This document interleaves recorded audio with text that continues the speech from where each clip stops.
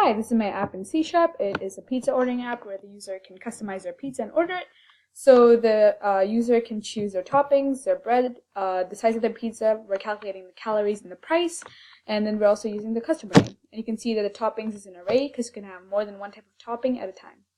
Alright, so down here we have our default constructor, our default settings. We're calling the methods.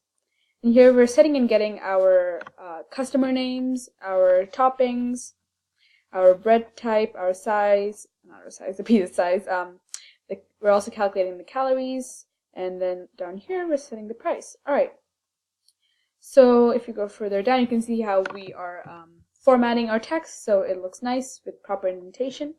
And down here in the class order, we are programming our methods, such as finding pizza in the menu. If you go further down, we're doing that for printing all our orders.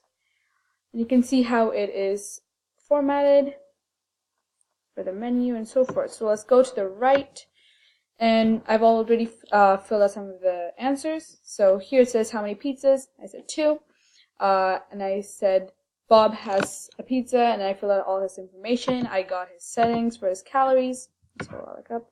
His calories and his price. And I did the same thing for Sam, and I got different values, obviously, because he ordered different things. And then I'm choosing now to search for Sam's order, and I see that I get it down there. And now I'm choosing to modify Bob's order, and I'm changing his both his toppings and his pizza size.